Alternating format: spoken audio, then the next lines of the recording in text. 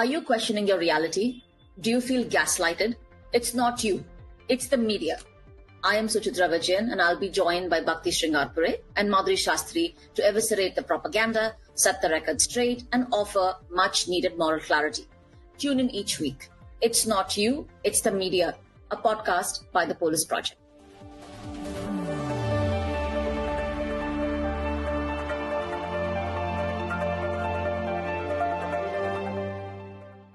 Welcome back to It's Not You, It's the Media, where we dissect how media shapes our understanding of the world and often gets it so dangerously wrong.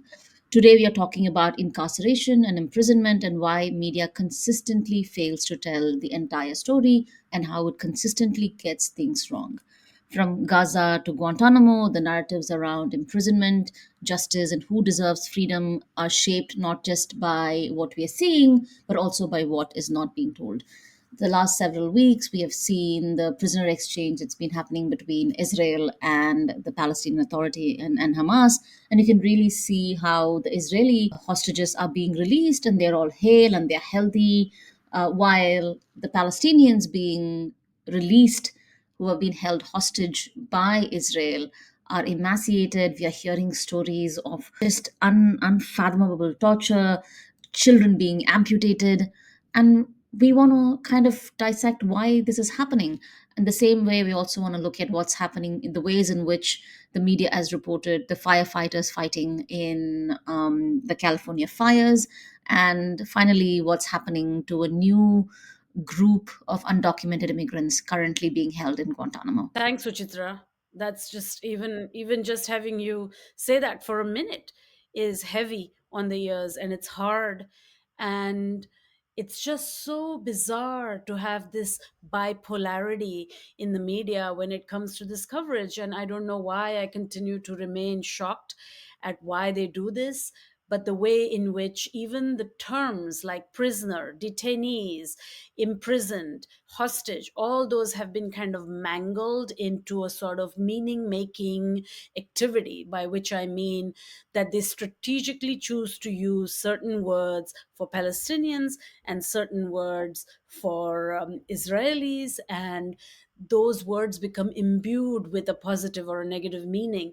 And it's been really hard to see. And yes, there have been some progressive outlets, the occasional op-ed somewhere, or a social media person calling out on calling one hostages, calling the other prisoner, and so on and so forth. Because as soon as we have the Palestinian prisoner, what we have is the assumption that they have done something, that they are guilty of something. And some of these have been children who have been in prison since the age of 13, 14, 15. And some are prisoners, political prisoners like Khalida Jarrar, who have been in there for years, have been in solitary. And what we get with the term prisoners is the immediate notion that they did something. And of course, because they're Palestinians and they're Muslim, what we get is that they have committed acts of terror, they have been terrorists, and it's all laid into it. Whereas the hostage is the innocent victim of a kidnapping, the innocent kidnapped person who's been in there, been suffering. And you know what, I don't want to take away from their suffering. I'm sure it's horrible. Who wants to be kidnapped? No one. But the way, what we are focusing on, of course, is how these terms create bias, how these kind of generate consent for more detention, more torture. We recently saw, just last week, the image of Dr. Hussam Abu Safia released, and he has been shackled and chained. And it's very clear he's been through torture, he's weakened, he's hunched. And there is a sort of shock and awe. There is a sort of psychological terror that they want to instill in us.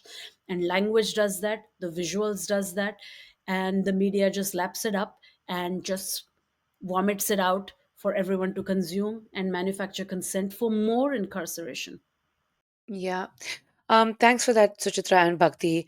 To your point about language being used, even here in the US, we see the word detention is used a lot, specifically with like Guantanamo. We saw the term, pre-trial detention, that is being used for prisoners who are basically, detainees who are basically there often for years. In fact, at Guantanamo, pre-trial detention or detainees, sorry, pre-trial detainees have died in Rikers, even here in New York.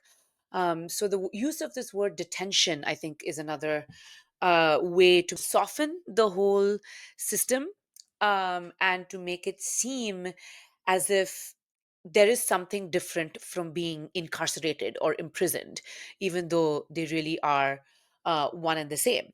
And in this vein, I sort of wanted to talk about, in the US in particular, how when you are a prisoner, you end up essentially becoming a prisoner for life. And, you know, there's so much stigma and so many consequences that are attached to incarceration over here.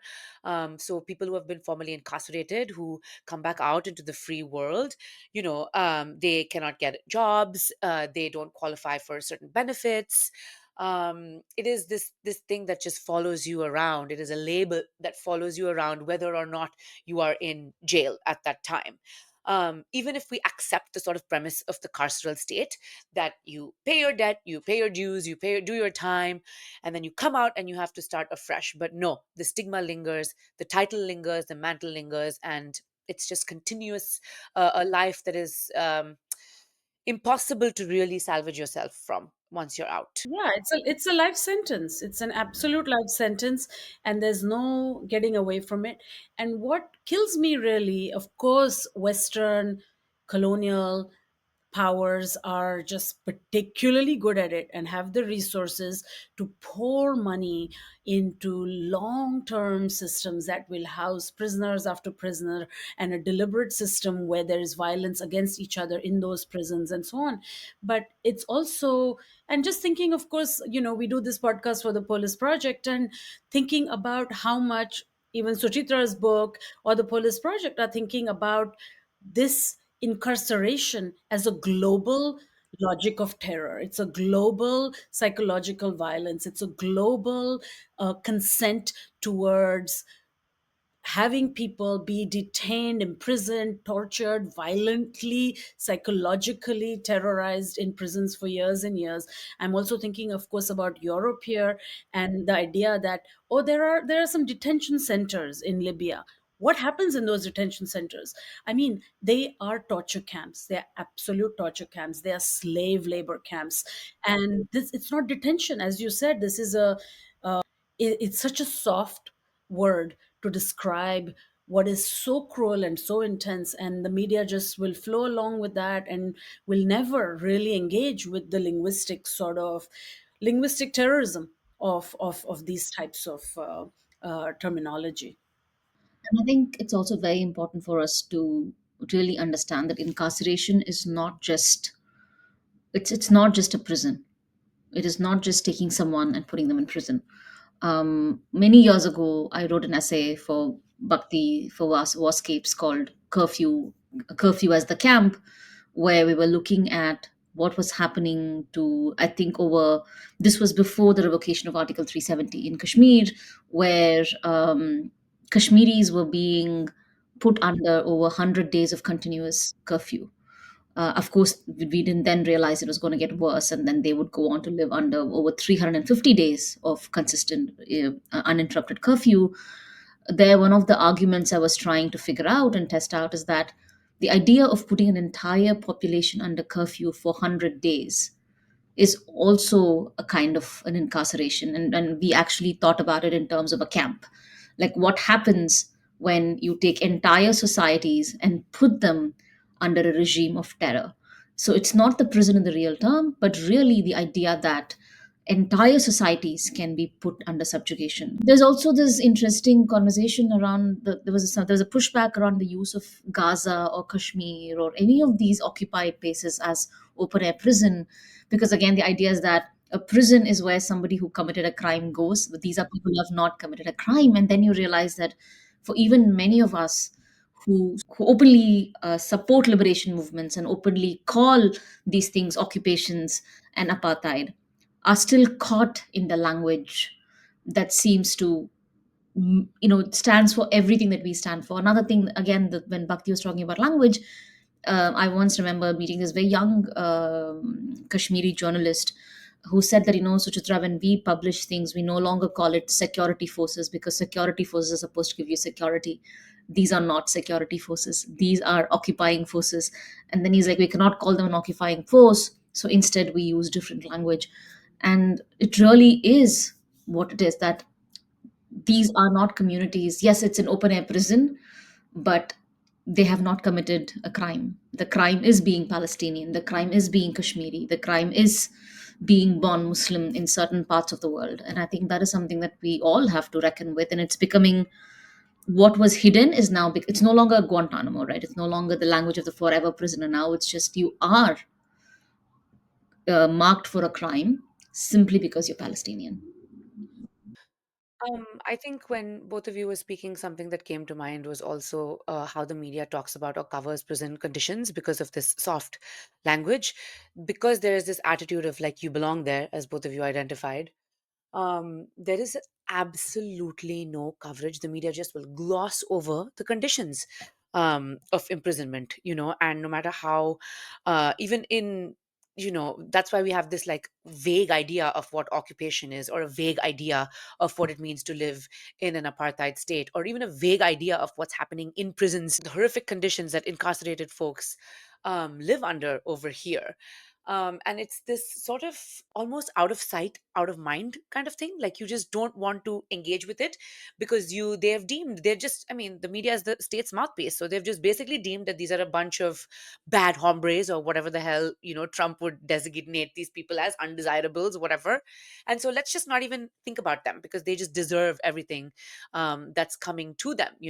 And so occasionally you'll have like a show like Orange is the New Black or whatever that sort of like weirdly, I won't even say engages in it, but sort of uses it as a site Mhm. um of a show or whatever it is. But there is only this weird fascination. There isn't a real understanding of what it means to live imprisoned like that, what it means to have this mark over your head, and what does that mean for your daily life, your quotidian Mhm. life. Like in an apartheid state, you can't move with freedom. In a prison, there's all kinds of other things that are occurring, like the absolutely horrific conditions. So Mhm. um that's sort of what Absolutely. made me think I of. mean, there's also been now a rise of these Kevin Hart type comedies about prepping for prison. And I mean, the longer history also of prison movies is just the good cop, the good complex fun cop, all the cop shows. At the end of the day, you are on the side of the cop, right? And whether it's India or whether it's all the big media producers, right? When we're thinking of big media, that's, we're talking about India with the Bollywood, we're talking about US and Europe with the Hollywood and whatever else they do. And everybody loves a good cop show. How much do we love a good cop show? And we are all brought into that logic all the time. And something like an Orange is a New Black fetishizes something totally different inside of the prisons. And all we get is a sort of objectification of something. And when you're talking about shows that deal with extremely awful prison conditions, those shows have to work to produce the innocence of the victim. Like we're Correct. talking about the Central Park Five or something like that. The Yes. show has to work narratively really, really hard to tell us that this is an unlawful thing, this person is innocent, this person is this. Only then. But, you know, it is just absolutely normal for innocent people who have not committed a crime to be imprisoned, to be in jail, to be detained, whatever they want to call it, to You be know, incarcerated. The migrants, the Palestinians, whoever, name them. Children in yeah, cages, what did they do? exactly. To this point, I just wanted to say, my husband, who's a lawyer, was working on this pro bono case out of North Carolina, where there was a private prison, and it's a debtor's prison.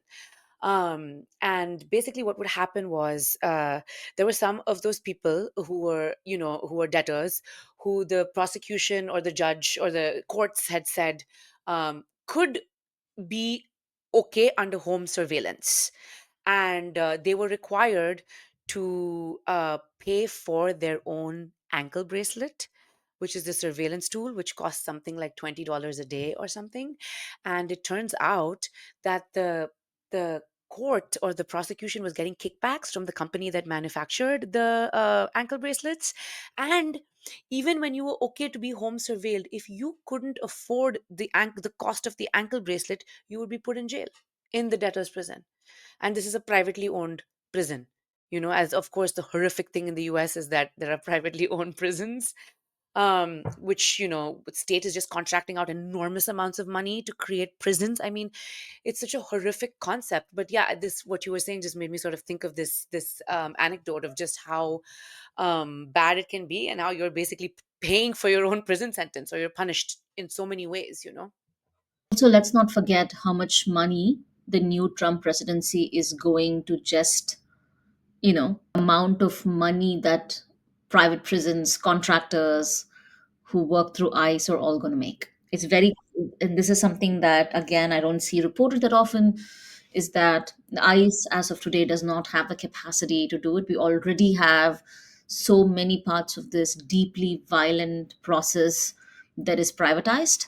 And people like Eric Prince, the man who still runs Blackwater, who sent mercenaries abroad, is now again is someone who has deep pockets, who's been advocating for more and more of these prisons. I'm sure he's also deeply invested in all of this. So let's not forget that many of the universities, many of these education institutions, things that we think as liberal and open, are all deeply invested not only in the occupation and apartheid that's happening in Palestine, but they're also deeply invested in these kinds of technologies that incarcerate people both within the United States and responsible for the absolute murder and devastation of populations outside. And we cannot not emphasize this. This must be headline news. Yeah, but the sort of death of the local media is sort of a real problem over here, because in each of these states over here in the US, in each of these places, prisons are so local. And even in that case that I was just mentioning, the way that they found out about this situation with the electronic bracelets was through local reporting. But you have a complete gutting of the local media, which spends time, if they're good, usually spending time reporting on prison conditions, which are uniquely horrific, universally horrific, but unique, based on each place.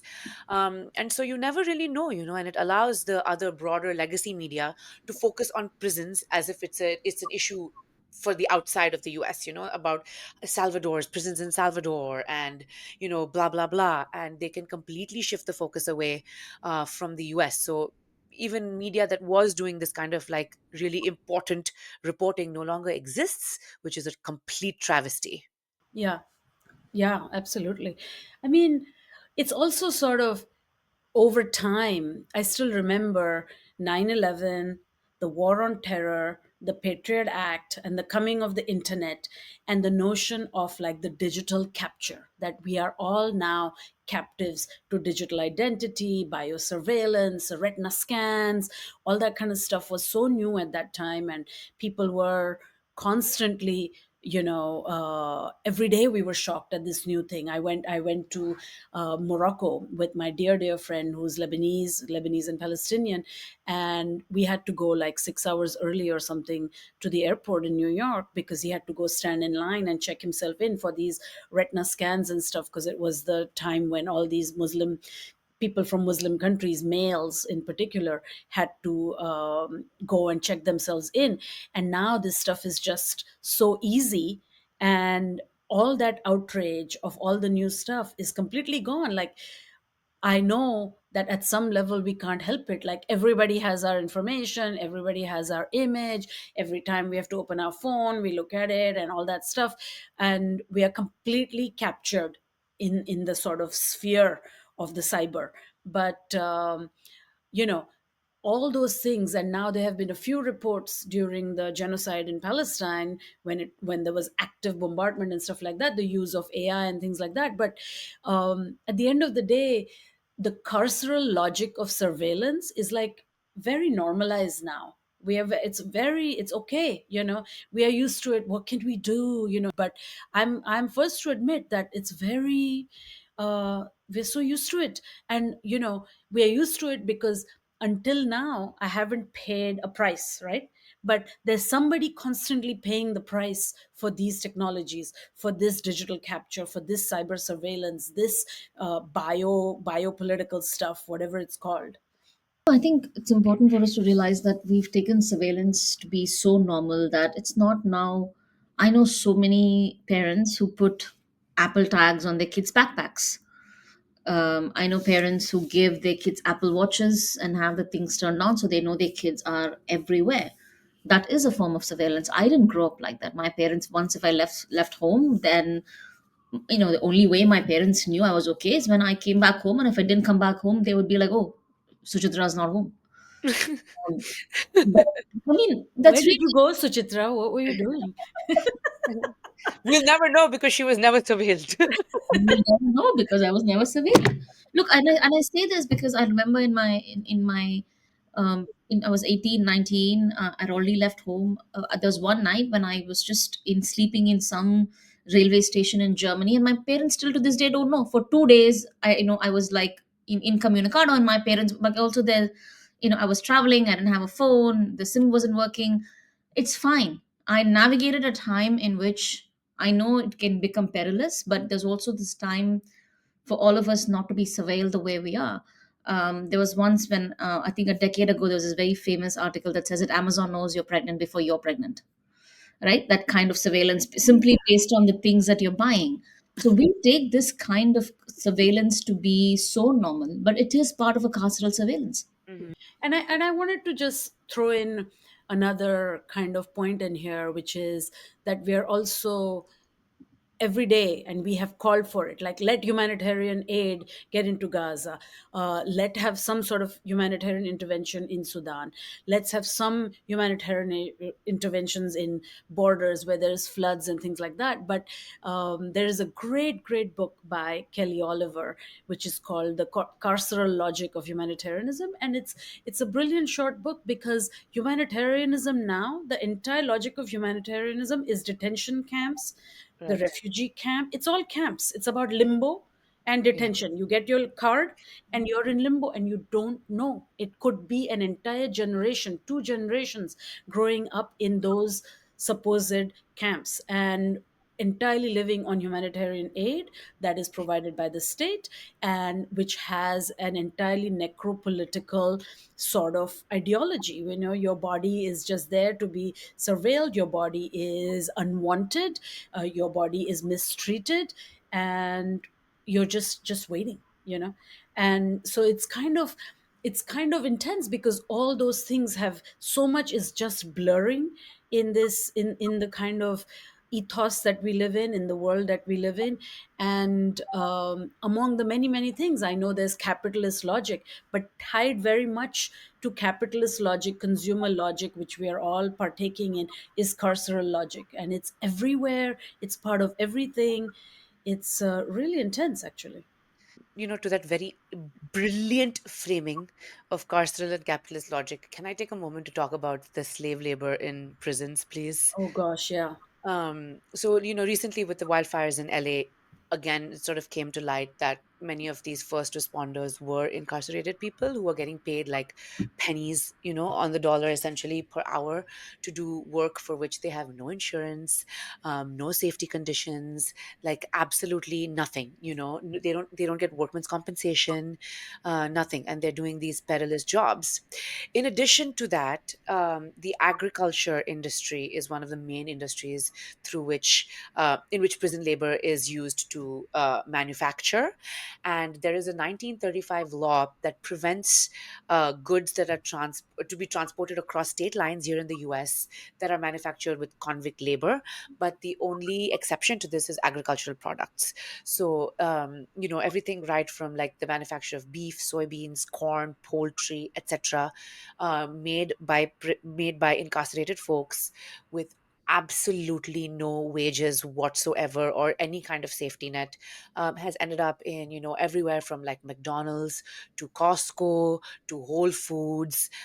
We don't even know how everything is, whether it's table linens or whatever. And I read a couple of really some really good reporting by the Marshall Project, I who's love really the Marshall Project. Thanks yeah, for bringing him up. Yeah. yeah, who are really invested in this, and then an interview in NPR from a person who was formerly incarcerated, and both of them are so telling. In one, how little they are paid and how unsafe these conditions are, and how actually in some prisons, if you refuse to work, you are punished by you get thrown into solitary confinement, and in some other prisons, the money that you make as your quote wages may seem higher than usual, but you have to pay it back to the prison to look to take to defray the expenses of them boarding you. So you are essentially paying rent or whatever it is to the prison. And then there is this idea of inflation that exists within prisons, right? So buying things like phone calls are so expensive, and the commissary is expensive and everything is inflated. So this person was saying like a small bag of Doritos costs $5. So there are consequences also for not for refusing to work, and there are no sick days, and you don't get COVID leave, and you don't get anything like that. And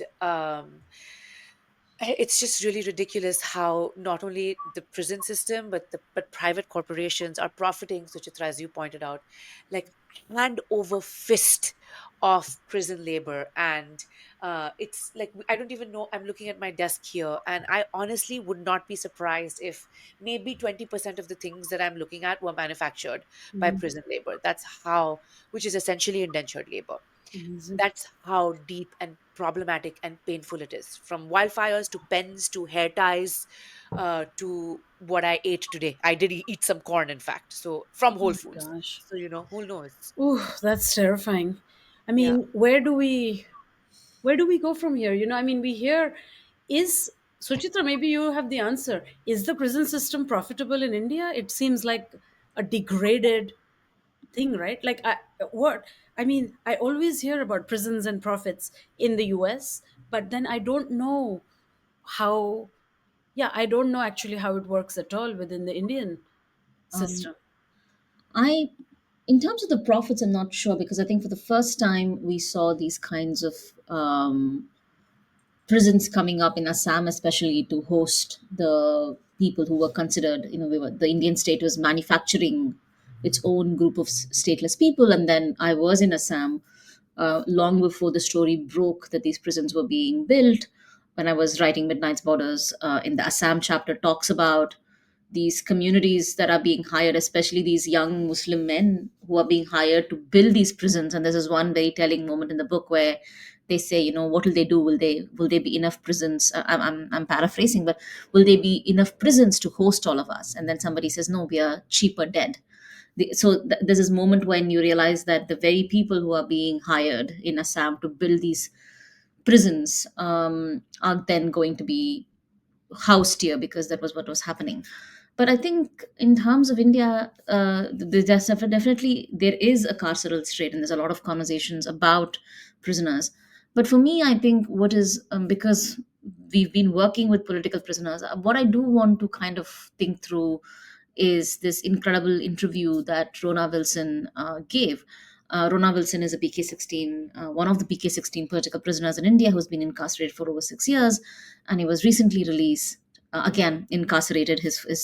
There was surveillance. There was like information that was planted on a system. Journalist Shukanya Santa actually did an incredible interview with him after he was released, and he has this incredible moment, and I'm going to read it out. He says that um, like he kind of sets this idea of who is a political prisoner or what does it mean for us to think about these incarcerations. He says that Rona Wilson draws attention to Adivasis fighting for their land rights. And Adivasi, he says, becomes a political prisoner by the very virtue of being born in a certain geographic location, where she has to fight to save her land from the state and the corporates who only look at their mineral rich land for extraction. And over the years, very systematically, the natural ways of many communities, including migrant communities, are being criminalized. So here he kind of really goes back to our conversation where he says that we can't think about India's carceral system in these limited ways. We have to think about caste, we have to think about class, but more importantly, incarceration does not begin and end with a physical prison. But really, as he says, an Adivasi woman born in India becomes a political prisoner by the very act of the circumstances that she's born into. I think that is where we are all headed. I think we are all going to become carceral subjects.